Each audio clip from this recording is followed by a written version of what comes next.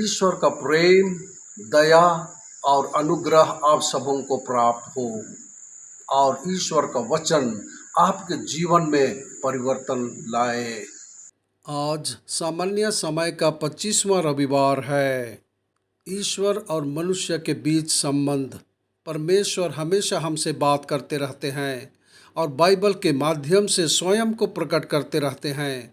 आइए हम परमेश्वर के वचनों को पढ़ें, उनके वचनों को सुनें और इन वचनों को अपने दैनिक जीवन में जीने का प्रयास करें। आज के पाठों का सारांश। पहला पाठ, परमेश्वर के मार्ग मनुष्य के तरीकों से कहीं परे हैं।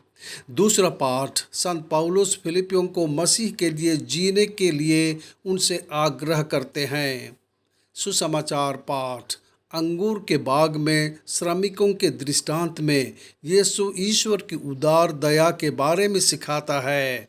आज का पहला पाठ में नबी यशायाह हमें बताते हैं कि ईश्वर के तरीके मानवीय तरीकों से अलग हैं। ईश्वर दयालु और प्रेम पूर्ण है और इसलिए यदि कोई मनुष्य पश्चाताप करता है और उसके पास लौट आता है तो वह उसे माफ़ कर देगा। ईश्वर सदैव दयालु और क्षमाशील है। मनुष्य निर्दयी और अक्षमय हो सकते हैं। कभी कभी वे बदला लेना चाहते हैं, लेकिन पापी का पिछला जीवन चाहे कुछ भी हो, ईश्वर बिना शर्त माफ़ कर देता है। यह हम पापियों के लिए एक अच्छी खबर है जिन्हें क्षमा की आवश्यकता है। दूसरे पाठ में संत पौलुस ने रोम के विश्वासियों को यीशु मसीह के योग्य जीवन जीने और उनके लिए जीने के लिए प्रोत्साहित किया। वह इस दुनिया में जाने के लिए तैयार थे, लेकिन उन्होंने उनकी खातिर धरती पर ही रहना पसंद किया। उसके लिए जीवित रहना मसीह था और मरना लाभ था। वह केवल यह चाहता था कि वे मसीह के सुसमाचार की योग्य जीवन जिएं और मसीह में अपना विश्वास जिएं।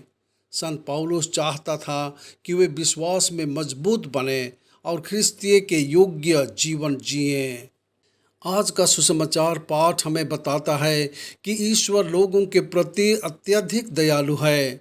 आज के सुसमाचार के अनुसार जमींदार ही ईश्वर का प्रतिरूप है। उन्होंने उन शर्तों पर भुगतान किया जिन पर बातचीत की गई थी। जमींदार ने बिल्कुल न्यायपूर्ण कार्य किया है। दृष्टांत हमें बताता है कि जमींदार न केवल न्यायप्रिय है, बल्कि वह असाधारण रूप से न्यायप्रिय है। वह मौलिक रूप से न्यायप्रिय है। उसने उन लोगों को जो दिन भर खेतों में परिश्रम करते थे उनका उचित वेतन दिया, लेकिन उन्होंने केवल 1 घंटा काम करने वालों को पूरे दिन की मजदूरी भी दी।